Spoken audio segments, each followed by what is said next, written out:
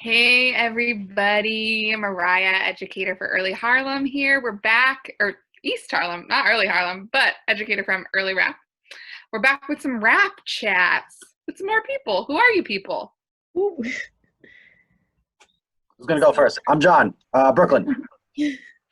I'm Heather, East Harlem. I'm Heidi. Hi, Queens. Jovan, the Bronx. Sweet. There are more of us, which is awesome because we're all so different and have so many different things to say. What we do have in common is that we get questions from you all that are pretty similar, which is awesome because they're great middle school questions to have. A lot of adults have them too, so it's all ages questions. So one we're bringing you today is we often get, how do I know if someone likes me? And how do I know if I like someone? Anybody want to kick that off? Kids always ask, and you know, I know when I was in middle school, I had like the biggest crush in the world on this girl, and I avoided her. I didn't want to talk to her. I think one thing is that there are no hard, fast rules about like if a person likes you, they act this way. I think that's a good starting point. What do y'all think? Yeah, I think that's totally true. I think people, when they have crushes, act very differently. And even for myself, I act differently for each crush that I have sometimes. Sometimes I'm like really trying to get in their kind of sphere a lot, and I want to sort of be visible to them and put myself out there. And other times I'm feeling really shy and I'm just sort of watching from afar and hoping they'll look at me. So it definitely depends from person to person, and even like within one person, it can be very different depending on the crush. At least it's been my experience. I get super shy all the time.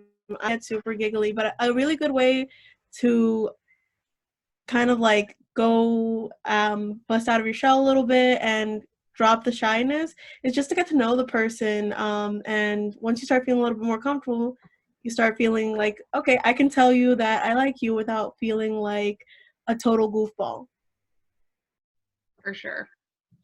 Yeah, I think similar to what you were saying, Heather, like it really depends. Like I know for me, if we had like a very playful kind of like I like to say Helga G. Pataki relationship. So for those who know about Hey Arnold, like if we played fun a lot and like kind of like bullied each other in like a playful kind of way, that's kind of how I would show I like the person. But then if we had more of like I want to say relaxed, but like more of a calmer friendship kind of thing where we just talked, I think I would have like I would act more shy because it'd be like I don't really know how this person feels about me.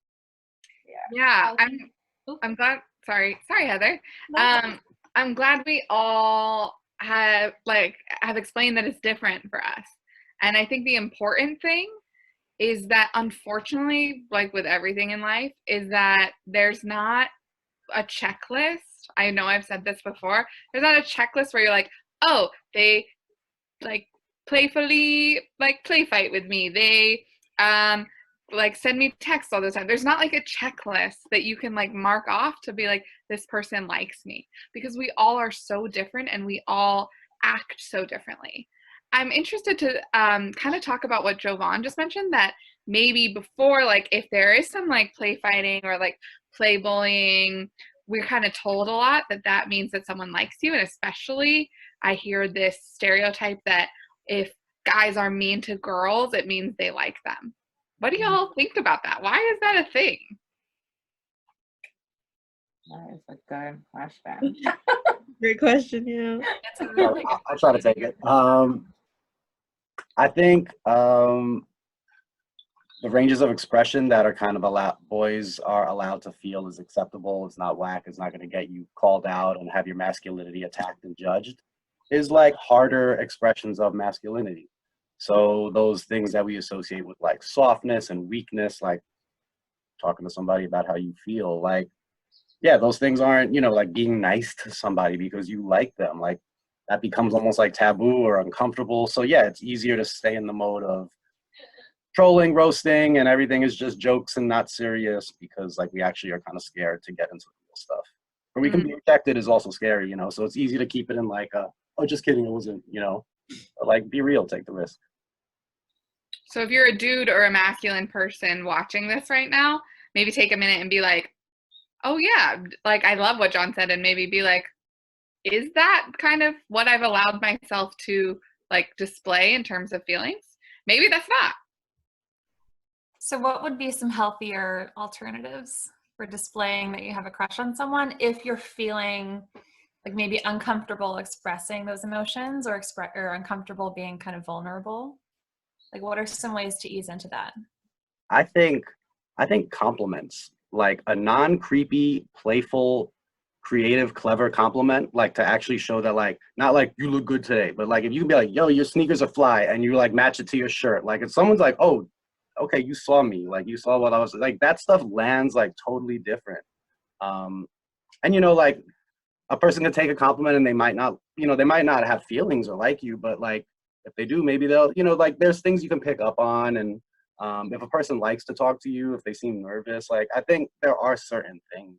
Could we each give an example of a non-creepy compliment?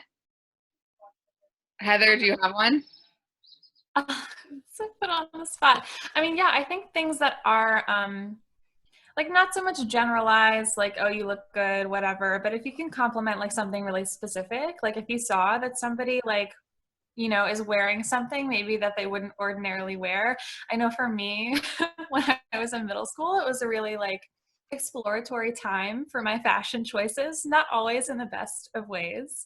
But if you notice that someone you like is like trying something new, like give them a compliment about that particular thing, because that'll really gas them up and make them feel good about a choice they made with their clothing that might have been kind of risky and that they might be feeling a little bit like self-conscious about. So that's what I would do. Want to pass it? Oh yeah, Heidi? Yeah, I really like compliments that are like about things that happen, like, hey, I really like the way that you gave that presentation in class, or hey, you're really awesome at kickball today. Just things that are like kind of like offbeat that'll catch someone like, oh, they were watching me. That means that they thought I did this really, really well, and they're paying attention to me. It's not necessarily like complimenting something physical, but like something that you did instead. I'm gonna pass it to Jovan. Yeah, agreeing with what everyone is saying, and then kind of bringing it back to what you had said, Heidi, about like getting to know the person so that you can like figure out the things that they like. For me, being an artist, like one of the things that I will just fall in love is if you're like, oh my God, I heard this song and you know the lyrics. And I'm like, oh my God, you actually like didn't just go on my Spotify or like my SoundCloud and look at a song like, oh, I like this song, but like to know the lyrics to the song, game changing for me. So I think like really just getting to know the person and the things and interests that they really love, and like taking notes of those things and then bringing them back up like randomly, I think is like a nice way to compliment someone as well. Oh my God, like make them a Spotify playlist. Right? That is like the key to my heart. That's making cute. a Spotify playlist. Like, okay. You I want also to see how a person feels, like give them a little gift, see how they react, like a little inconsequential, like, oh, you'll get a feel. What was that, Mariah? Yeah. So that made me think of two things. One is that, so if you give them a playlist and they don't listen to it, that's a sign, right? And we can't be like, why didn't you listen to my playlist? Or like you like, or harassing them of like, have you listened to it yet? Have you listened to it yet? Have you listened to it yet? That's where it starts to get into that unhealthy territory. And that seems like if there's no response, then that's a pretty clear sign that they may not be feeling you the way that you're feeling them.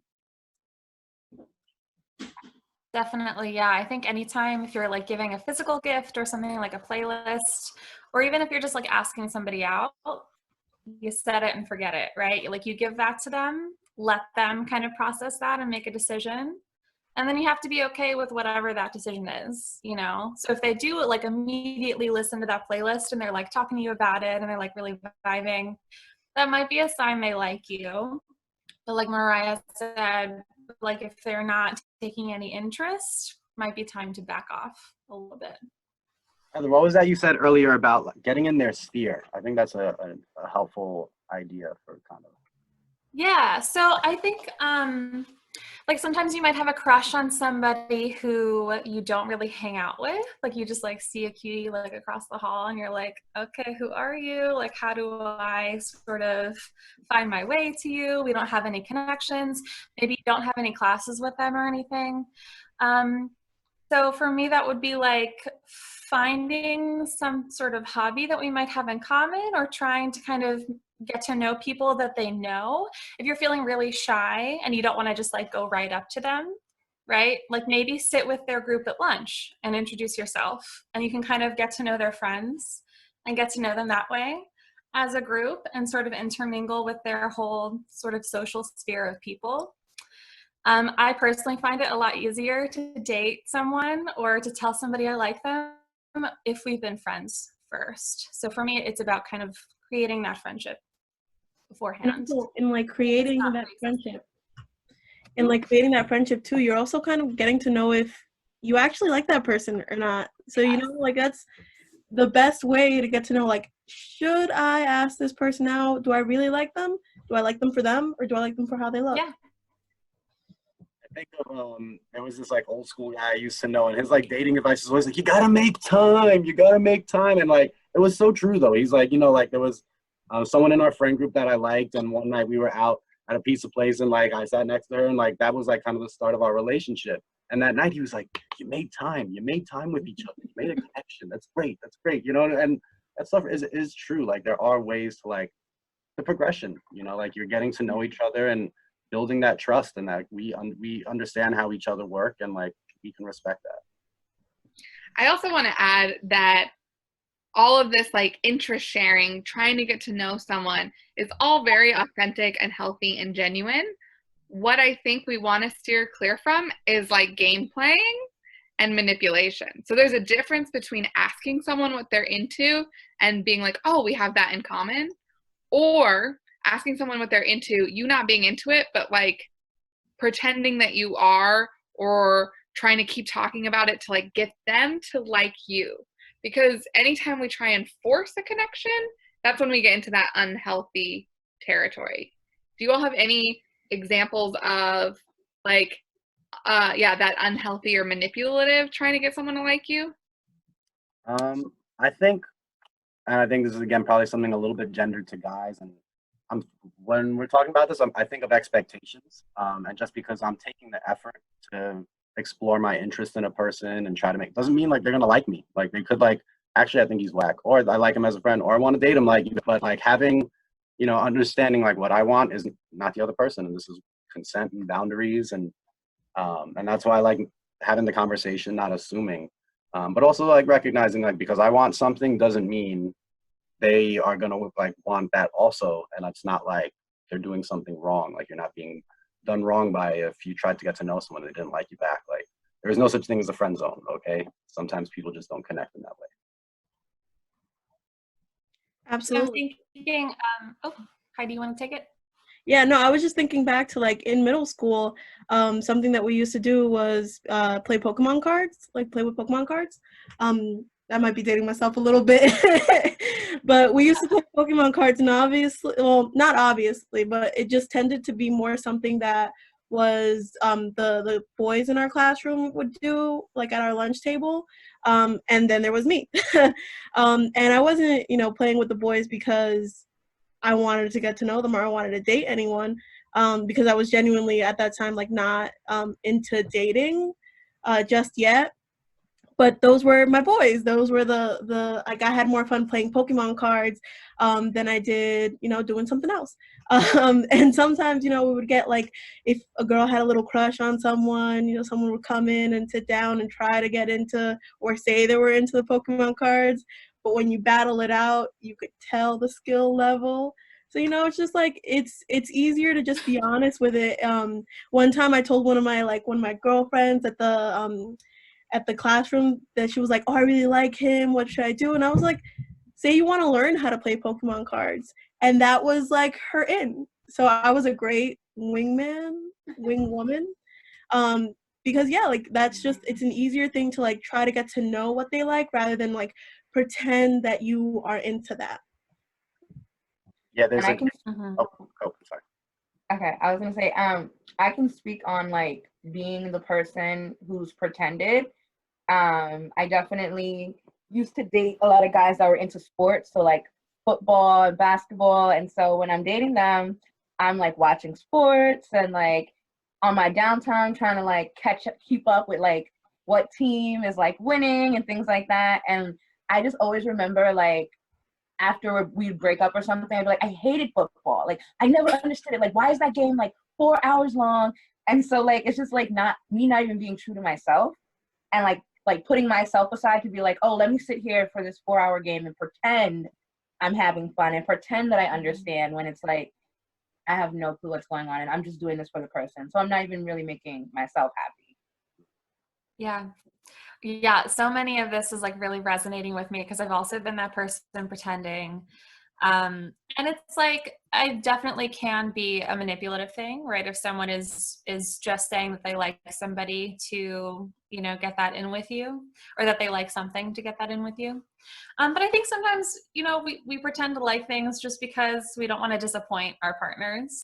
But what's coming up for me with that is that like I want to be with someone who I get along with and who I have shared interests with. And we certainly don't have to share everything, but do I really want to waste like 4 hours watching football? No, like absolutely not. So it's important to kind of be aware of like, you know, what things can we share together in this relationship and how can we like establish that it's okay for us both to want to do different things and enjoy doing different things, and like how can we make time for all of that, right? Shared activities that we bond over, as well as us each just having our own stuff. I also want to second what Heidi said, right? Like you might come into a situation and you notice that the cutie you've got your eye on like really likes Pokemon cards and you don't know anything about Pokemon cards, but like ask how to play, right? Get them to teach you if they want to, because that can be a really fun bonding experience. It can also kind of like get you into their sphere and sort of open up that relationship. I feel like we're talking about like authenticity and interest, you know, like it's always about, you want to be authentic, you want to be a real person so they can like get the feel for you or not. And like, you know, being authentic in what's like, if you know, Jovan, like it would have been authentic to sit down on the couch and been like, what are these rules? Why is football so confusing? You know, like, and then have like, I'm interested in it because I'm interested in you. So this is going to be a way that we're going to have fun together. Versus like, I'm going to pretend to be really into like banjo music, even though I know nothing, you know, like that kind of thing. But versus like, how do you, oh, show like banjo looks hard, but whatever it is, you know, being true to yourself. And it's a bit of a skill. I think we kind of, when you like someone, I just wanted it to be like easy for them to like me back. But the easiest thing to like back is like a full real person. For sure. Yeah. I think you're like showing up your relationship in the most like in the best way if you're being authentic to yourself and your own desires and who you are, and showing your partner who that person is, right? And you're also giving them the choice of like, okay, I know who this person is. This person is being authentic with me. Are they right for me, right? Your partner doesn't really have a choice if you're kind of faking everything and not being authentic. There's a quote I think of. It's if you want to be interesting, be interested. You know, people tend to take interest in people that are generous with other people. Like, oh, tell me about that thing.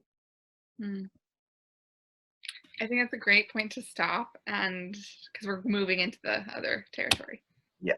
All right. So we'll wrap here and we'll get into more topics on RAPP Chats.